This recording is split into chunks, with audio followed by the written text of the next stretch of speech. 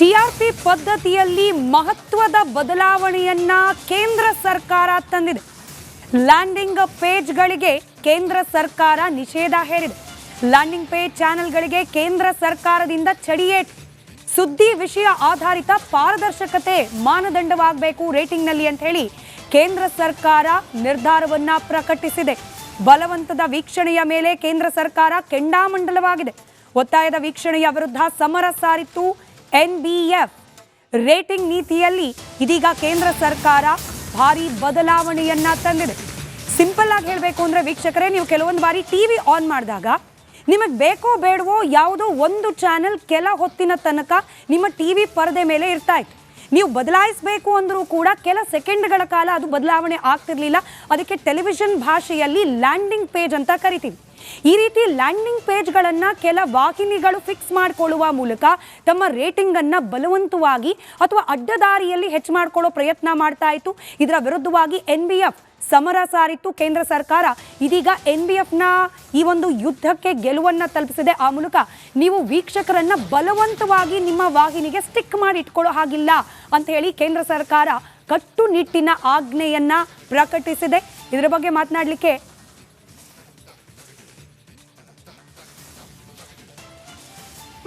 ನಮ್ಮ ಜೊತೆಯಲ್ಲಿ ನಮ್ಮ executive editor news Niranjan Narayana Swamy ಅವರು ದೂರವಾಣಿ ಸಂಪರ್ಕದಲ್ಲಿದ್ದಾರೆ. ನಿರಂಜನ್, ಕನ್ನಡದ ವೀಕ್ಷಕರ ಮಟ್ಟಿಗೆ ಸಿಂಪಲ್ ಆಗಿ ಹೇಳಬೇಕು ಅಂದ್ರೆ ಬಲವಂತವಾಗಿ ಕೆಲ ಚಾನೆಲ್ಗಳನ್ನು ನೀವು ನೋಡಲೇಬೇಕು ಅನ್ನೋ ರೀತಿಯಲ್ಲಿ ಒಂದು ಪದ್ಧತಿ ಮಾಡ್ಕೊಂಡ್ಬಿಟ್ಟಿದ್ರು. ರಿಮೋಟ್ ತಗೊಂಡು ಎಷ್ಟೇ ಚೇಂಜ್ ಮಾಡಿದ್ರು ಕೂಡ 10 ಸೆಕೆಂಡ್ ಚಾನೆಲ್ ಚೇಂಜ್ ಆಗ್ತಿರ್ಲಿಲ್ಲ. ಇದರ ವಿರುದ್ಧ ಇದೀಗ ಕೇಂದ್ರ ಸರ್ಕಾರ ನಿಯಮ ತಂದಿದೆ. ಏನ್ ಹೇಳ್ತೀರಿ ಈ ಬಗ್ಗೆ? ಈಗ ನೋಡಿ ಸ್ಮಿತಾ, ಈಗ ಇದು ಒಂದು first of all television measurement bark TRP ಅಂದ್ರೆ ಜನರ ಮನ್ಸಲ್ಲಿ ಏನಿದೆ ಅಂದ್ರೆ TRP ಅಂದ್ರೆ ನೀವು ಇನ್ನ ಸೆನ್ಸೇಷನಲ್ ಆಗಿ ಮಾಡಿದ್ರೆ ಜನರಿಗೆ ಹೆಚ್ಚಾಗಿ TRP ಬರುತ್ತೆ ಅಂತ ಯೋಚನೆ ಮಾಡ್ತಿದ್ರು. ಬಟ್ ನೀವೀಗ ಕನ್ನಡದಲ್ಲೇ ನೋಡಿ, ಒಂದು 8 ರಿಂದ 9 ನ್ಯೂಸ್ ಚಾನೆಲ್ಗಳಿದೆ. ಈ ಚಾನೆಲ್ಗಳಲ್ಲಿ ಯಾವ ಚಾನೆಲ್ ಹತ್ರ ಹೆಚ್ಚಾಗಿ ಕ್ಯಾಶ್ ಫ್ಲೋ ಇದೆ, ಯಾವ ಚಾನೆಲ್ಗಳು ಈಗ ಲ್ಯಾಂಡಿಂಗ್ ಪೇಜ್ ತಗೋಬಹುದು, ಅವ್ರು ಮಾತ್ರ ಇವಾಗ ಟಾಪ್ 2 ಟಾಪ್ 3 ರೇಟಿಂಗ್ಸ್ ಬರ್ತಿತ್ತು ಅವ್ರಿಗೆ. ಅಂದ್ರೆ first rank, second rank, third rank, ಆ ತರ ಟಾಪ್ 5 ಅಲ್ಲಿ ಅವರೇ ಇರ್ತಿದ್ರು. ಯಾಕಂದ್ರೆ ಅವ್ರ ಹತ್ರ ಆ ಪರ್ಚೇಸಿಂಗ್ ಪವರ್ ಇತ್ತು. ಇನ್ನೊಂದು ನಮ್ಮ ಇಂಡಿಯನ್ ಟೆಲಿವಿಷನ್ ಬ್ರಾಡ್ಕಾಸ್ಟಿಂಗ್ ಇಕೋಸಿಸ್ಟಮ್ ಅಲ್ಲಿ ಇನ್ನೊಂದು ಯುನೀಕ್ ಒಂದು ಇದು ಏನ್ ಫೀಚರ್ ಏನಂದ್ರೆ, ಚಾನೆಲ್ಗಳೇ ಇವಾಗ ಕೇಬಲ್ ನೆಟ್ವರ್ಕ್ ನ ಓನ್ ಮಾಡ್ತಾರೆ. ಸೊ ಚಾನೆಲ್ಲು ನೀವೇ ಓನ್ ಮಾಡ್ತೀರಾ, ಕೇಬಲ್ ನೆಟ್ವರ್ಕು ನಿಮ್ದೆ, ಆಮೇಲೆ ಟಿವಿ ಆನ್ ಮಾಡಿದ್ರೆ ಫಸ್ಟ್ ಚಾನಲ್ ಬರೋದು ನಿಮ್ದೆ. ಸೊ ಕಂಪ್ಲೀಟ್ ಮೊನಾಪಲಿ ಅನ್ನೋದೊಂದಿತ್ತು ನಮ್ಮ ಈ ಬ್ರಾಡ್ಕಾಸ್ಟ್ ಇಕೋಸಿಸ್ಟಮ್ ಅಲ್ಲಿ. ಆ ಮೊನಾಪಲಿನ ಇವಾಗ ಗವರ್ಮೆಂಟ್ ಈಗ ಈ ಪಾಲಿಸಿ ಮೂಲಕ ಕಂಪ್ಲೀಟ್ ಓವರ್ ಆಲ್ ಮಾಡಿದ್ದಾರೆ. ಓವರ್ ಆಲ್ ಅಂದ್ರೆ ಈಗ ಹೊಸ ಪಾಲಿಸಿ ಬಂದಿದೆ. ಈ ಪಾಲಿಸಿ ಯಾಕೆ ಬಂದಿದೆ ಅಂದ್ರೆ, ಫಸ್ಟ್ ಆಫ್ ಆಲ್ ಈಗ ನೋಡಿ, ಮೊಬೈಲ್ ಅಲ್ಲಿ ಜನ ನ್ಯೂಸ್ ಕನ್ಸ್ಯೂಮ್ ಮಾಡ್ತಾರೆ. Traditional TV viewing has gone down. ನಿಮ್ಗೂ ಗೊತ್ತು, ನಮಗೂ ಗೊತ್ತು.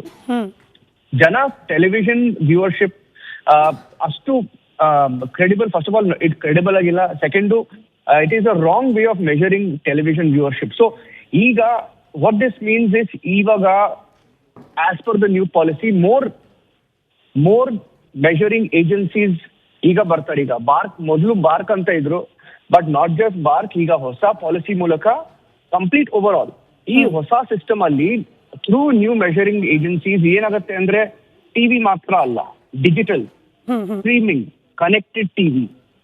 ಸೊ ನಿಮ್ಮ ಪ್ರೆಸೆನ್ಸ್ ಎಲ್ಲೆಲ್ಲಿದೆಯೋ, ಇವಾಗ ಸ್ಟ್ರೀಮಿಂಗ್, ಲೈವ್ ಸ್ಟ್ರೀಮಿಂಗ್ ಅಲ್ಲಿ ಇರ್ಬೋದು, ಅಥವಾ ಸೋಷಿಯಲ್ ಮೀಡಿಯಾಲಿ ಇರ್ಬೋದು, ಅಥವಾ ಕನೆಕ್ಟೆಡ್ ಟಿವಿಯಲ್ಲಿ ಇರ್ಬೋದು, ಓವರ್ ಆಲ್ ಮೆಷರ್ಮೆಂಟ್ ಒಂದು ತಗೊಂಡು ಆಮೇಲೆ ಹೇಳ್ತಾರೆ ನೀವು ನಂಬರ್ 1, ನಂಬರ್ 2, ನಂಬರ್ 3 ಅಂತ. But that is very important. Niranjan, ನಮ್ಮ ವೀಕ್ಷಕರಿಗೆ ಅರ್ಥ ಆಗ್ಬೇಕು ಅಂತ ಸಿಂಪಲ್ ಆಗಿ ಕೇಳ್ತಾ ಇದ್ದೀನಿ. ಈ ಲ್ಯಾಂಡಿಂಗ್ ಪೇಜ್ ಯಾಕೆ ಡೇಂಜರಸ್ ಇತ್ತು, ಹೆಂಗ್ ವರ್ಕ್ ಆಗ್ತಿತ್ತು, ಇದು ಯಾಕೆ ಅದನ್ನ ಕೇಂದ್ರ ಸರ್ಕಾರ ಸೀರಿಯಸ್ ಆಗಿ ತಗೊಂಡು ಇನ್ಮೇಲೆ ಅದು ಕನ್ಸಿಡರ್ ಮಾಡಬಾರ್ದು ರೇಟಿಂಗ್ ಅಲ್ಲಿ ಅಂತ ಹೇಳಿದೆ ಅಂತ, ಇನ್ ಸಿಂಪಲ್ ಟರ್ಮ್ಸ್ ವೀಕ್ಷಕರಿಗೆ ಅರ್ಥ ಆಗೋ ಥರದಲ್ಲಿ?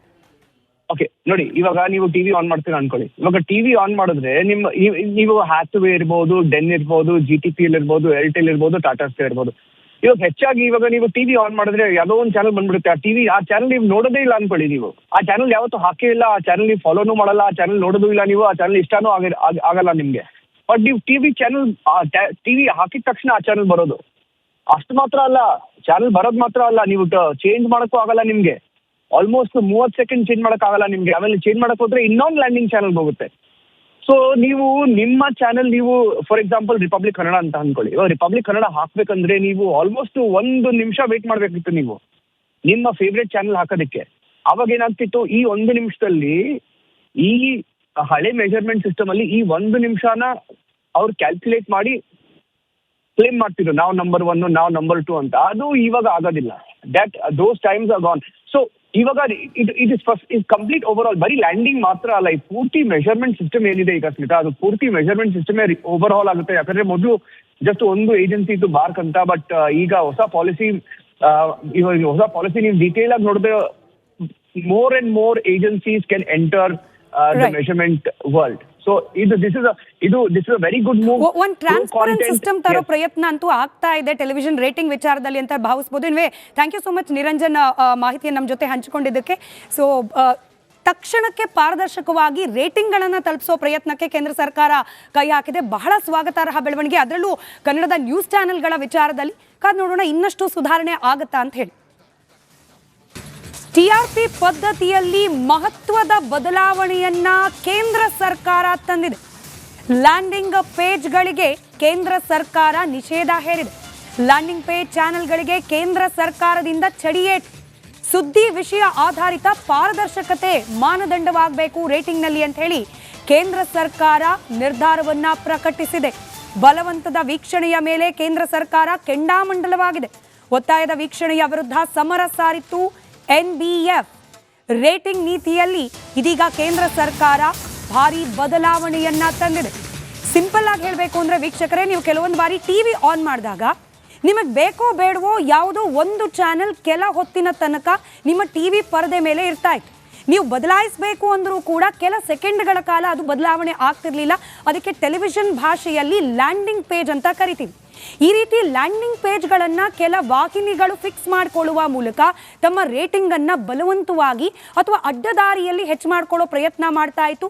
ಇದರ ವಿರುದ್ಧವಾಗಿ ಎನ್ಬಿಎಫ್ ಸಮರ ಸಾರಿತ್ತು. ಕೇಂದ್ರ ಸರ್ಕಾರ ಇದೀಗ ಎನ್ಬಿಎಫ್ನ ಈ ಒಂದು ಯುದ್ಧಕ್ಕೆ ಗೆಲುವನ್ನು ತಲುಪಿಸಿದೆ. ಆ ಮೂಲಕ ನೀವು ವೀಕ್ಷಕರನ್ನ ಬಲವಂತವಾಗಿ ನಿಮ್ಮ ವಾಹಿನಿಗೆ ಸ್ಟಿಕ್ ಮಾಡಿ ಇಟ್ಕೊಳ್ಳೋ ಹಾಗಿಲ್ಲ ಅಂತ ಹೇಳಿ ಕೇಂದ್ರ ಸರ್ಕಾರ ಕಟ್ಟುನಿಟ್ಟಿನ ಆಜ್ಞೆಯನ್ನ ಪ್ರಕಟಿಸಿದೆ. ಇದರ ಬಗ್ಗೆ ಮಾತನಾಡಲಿಕ್ಕೆ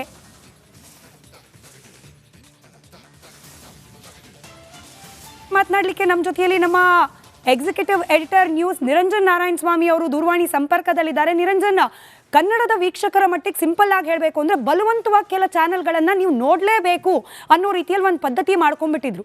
ರಿಮೋಟ್ ತಗೊಂಡು ಎಷ್ಟೇ ಚೇಂಜ್ ಮಾಡಿದ್ರು ಕೂಡ 10 ಸೆಕೆಂಡ್ ಚಾನೆಲ್ ಚೇಂಜ್ ಆಗ್ತಿರ್ಲಿಲ್ಲ. ಇದರ ವಿರುದ್ಧ ಇದೀಗ ಕೇಂದ್ರ ಸರ್ಕಾರ ನಿಯಮ ತಂದಿದೆ. ಏನ್ ಹೇಳ್ತೀರಿ ಈ ಬಗ್ಗೆ?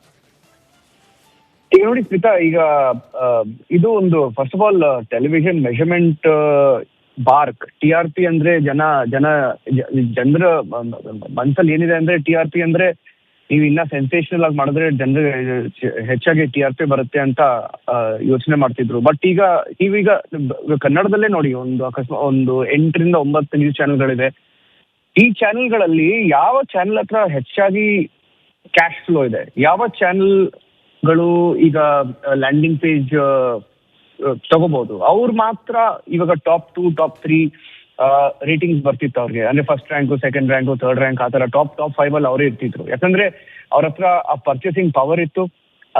ಇನ್ನೊಂದು ನಮ್ಮ Indian television broadcasting ecosystem ಅಲ್ಲಿ ಇನ್ನೊಂದು ಯುನೀಕ್ ಇದು ಏನ್ ಫೀಚರ್ ಏನಂದ್ರೆ, ಚಾನೆಲ್ಗಳೇ ಇವಾಗ ಕೇಬಲ್ ನೆಟ್ವರ್ಕ್ ನ ಓನ್ ಮಾಡ್ತಾರೆ. ಸೊ ಚಾನೆಲ್ಲು ನೀವೇ ಓನ್ ಮಾಡ್ತೀರಾ, ಕೇಬಲ್ ನೆಟ್ವರ್ಕು ನಿಮ್ದೆ. ಆಮೇಲೆ ಟಿವಿ ಆನ್ ಮಾಡಿದ್ರೆ ಫಸ್ಟ್ ಚಾನಲ್ ಬರೋದು ನಿಮ್ದೆ. ಸೊ ಕಂಪ್ಲೀಟ್ ಮೊನಾಪಲಿ ಅನ್ನೋದೊಂದಿತ್ತು ನಮ್ಮ ಈ ಬ್ರಾಡ್ಕಾಸ್ಟ್ ಇಕೋ ಸಿಸ್ಟಮ್ ಅಲ್ಲಿ. ಆ ಮೊನಾಪಲಿನ ಇವಾಗ ಗವರ್ಮೆಂಟ್ ಈಗ ಈ ಪಾಲಿಸಿ ಮೂಲಕ ಕಂಪ್ಲೀಟ್ ಓವರ್ ಆಲ್ ಮಾಡಿದ್ದಾರೆ. ಓವರ್ ಆಲ್ ಅಂದ್ರೆ ಈಗ ಹೊಸ ಪಾಲಿಸಿ ಬಂದಿದೆ. ಈ ಪಾಲಿಸಿ ಯಾಕೆ ಬಂದಿದೆ ಅಂದ್ರೆ, ಫಸ್ಟ್ ಆಫ್ ಆಲ್ ಈಗ ನೋಡಿ, ಮೊಬೈಲ್ ಅಲ್ಲಿ ಜನ ನ್ಯೂಸ್ ಕನ್ಸ್ಯೂಮ್ ಮಾಡ್ತಾರೆ. TV, traditional TV viewing has gone down. ನಿಮ್ಗೂ ಗೊತ್ತು, ನಮಗೂ ಗೊತ್ತು. ಜನ ಟೆಲಿವಿಷನ್ ವ್ಯೂವರ್ಶಿಪ್ ಅಷ್ಟು credible, first of all it credible ಆಗಿಲ್ಲ. Second, it is a wrong way of measuring television viewership. So ಈಗ ವಾಟ್ ದಿಸ್ ಮೀನ್ಸ್ ಇಸ್, ಇವಾಗ as per the new policy more measuring agencies ಈಗ ಬರ್ತಾರೆ. ಈಗ ಮೊದಲು bark ಅಂತ ಇದ್ರು, ಬಟ್ ನಾಟ್ ಜಸ್ಟ್ ಬಾರ್ಕ್, ಈಗ ಹೊಸ ಪಾಲಿಸಿ ಮೂಲಕ ಕಂಪ್ಲೀಟ್ ಓವರ್ ಆಲ್ ಈ ಹೊಸ ಸಿಸ್ಟಮ್ ಅಲ್ಲಿ ಥ್ರೂ ನ್ಯೂ ಮೆಷರಿಂಗ್ ಏಜೆನ್ಸೀಸ್ ಏನಾಗುತ್ತೆ ಅಂದ್ರೆ ಟಿವಿ ಮಾತ್ರ ಅಲ್ಲ, digital streaming, connected TV. So ನಿಮ್ಮ ಪ್ರೆಸೆನ್ಸ್ ಎಲ್ಲೆಲ್ಲಿದೆಯೋ, ಇವಾಗ ಸ್ಟ್ರೀಮಿಂಗ್, ಲೈವ್ ಸ್ಟ್ರೀಮಿಂಗ್ ಅಲ್ಲಿ ಇರ್ಬೋದು, ಅಥವಾ ಸೋಷಿಯಲ್ ಮೀಡಿಯಲ್ಲಿ ಇರ್ಬೋದು, ಅಥವಾ ಕನೆಕ್ಟೆಡ್ ಟಿವಿಯಲ್ಲಿ ಇರ್ಬೋದು, ಓವರ್ ಆಲ್ ಮೆಷರ್ಮೆಂಟ್ ಒಂದು ತಗೊಂಡು ಆಮೇಲೆ ಹೇಳ್ತಾರೆ ನೀವು ನಂಬರ್ 1, ನಂಬರ್ 2, ನಂಬರ್ 3 ಅಂತ. But that is very important. Correct.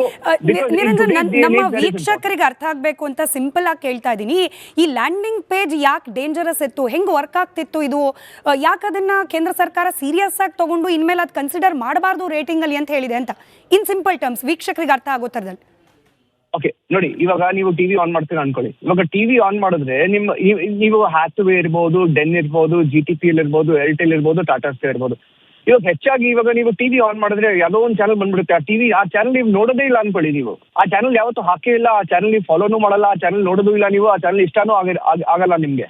But ನೀವು ಟಿವಿ ಹಾಕಿದ ತಕ್ಷಣ ಆ ಚಾನಲ್ ಬರೋದು. ಅಷ್ಟು ಮಾತ್ರ ಅಲ್ಲ, ಚಾನಲ್ ಬರೋದು ಮಾತ್ರ ಅಲ್ಲ, ನೀವು ಚೇಂಜ್ ಮಾಡೋಕ್ಕೂ ಆಗಲ್ಲ ನಿಮ್ಗೆ. ಆಲ್ಮೋಸ್ಟ್ 30 ಸೆಕೆಂಡ್ ಚೇಂಜ್ ಮಾಡೋಕ್ಕಾಗಲ್ಲ ನಿಮ್ಗೆ. ಆಮೇಲೆ ಚೇಂಜ್ ಮಾಡಕ್ ಹೋದ್ರೆ ಇನ್ನೊಂದು ಲ್ಯಾಂಡಿಂಗ್ ಚಾನಲ್ ಹೋಗುತ್ತೆ. ಸೊ ನೀವು ನಿಮ್ಮ ಚಾನಲ್, ನೀವು ಫಾರ್ ಎಕ್ಸಾಂಪಲ್ ರಿಪಬ್ಲಿಕ್ ಕನ್ನಡ ಅಂತ ಅನ್ಕೊಳ್ಳಿ. ಇವಾಗ ರಿಪಬ್ಲಿಕ್ ಕನ್ನಡ ಹಾಕ್ಬೇಕಂದ್ರೆ ನೀವು ಆಲ್ಮೋಸ್ಟ್ 1 ನಿಮಿಷ ವೇಟ್ ಮಾಡ್ಬೇಕಿತ್ತು ನೀವು ನಿಮ್ಮ ಫೇವ್ರೆಟ್ ಚಾನಲ್ ಹಾಕೋದಕ್ಕೆ. ಅವಾಗ ಏನಾಗ್ತಿತ್ತು, ಈ 1 ನಿಮಿಷದಲ್ಲಿ ಈ ಹಳೆ ಮೆಜರ್ಮೆಂಟ್ ಸಿಸ್ಟಮ್ ಅಲ್ಲಿ ಈ 1 ನಿಮಿಷನ ಅವ್ರು ಕ್ಯಾಲ್ಕುಲೇಟ್ ಮಾಡಿ ಕ್ಲೇಮ್ ಮಾಡ್ತಿದ್ರು, ನಾವು ನಂಬರ್ 1, ನಾವು ನಂಬರ್ 2 ಅಂತ. ಅದು ಇವಾಗ ಆಗೋದಿಲ್ಲ. Those times are gone. So ಇವಾಗ it is complete over all. ಬರೀ ಲ್ಯಾಂಡಿಂಗ್ ಮಾತ್ರ ಅಲ್ಲ, ಈ ಪೂರ್ತಿ ಮೆಷರ್ಮೆಂಟ್ ಸಿಸ್ಟಮ್ ಏನಿದೆ ಈಗ ಸ್ಮಿತಾ, ಅದು ಪೂರ್ತಿ ಮೆಷರ್ಮೆಂಟ್ ಸಿಸ್ಟಮ್ ಓವರ್ ಆಲ್ ಆಗುತ್ತೆ. ಯಾಕಂದ್ರೆ ಮೊದಲು ಜಸ್ಟ್ ಒಂದು ಏಜೆನ್ಸಿ ಇತ್ತು, ಬಾರ್ಕ್ ಅಂತ. ಬಟ್ ಈಗ ಹೊಸ ಪಾಲಿಸಿ ನೀವು ಡೀಟೇಲ್ ಆಗಿ ನೋಡಿದ್ರೆ more and more agencies can enter the measurement world. So this is a very good move. ಒಂದು ಟ್ರಾನ್ಸ್ಪರೆಂಟ್ ಸಿಸ್ಟಮ್ ತರೋ ಪ್ರಯತ್ನ ಅಂತೂ ಆಗ್ತಾ ಇದೆ ಟೆಲಿವಿಷನ್ ರೇಟಿಂಗ್ ವಿಚಾರದಲ್ಲಿ ಅಂತ ಭಾವಿಸಬಹುದು. Anyway thank you so much Niranjan, ಮಾಹಿತಿಯನ್ನು ನಮ್ಮ ಜೊತೆ ಹಂಚಿಕೊಂಡಿದ್ದಕ್ಕೆ.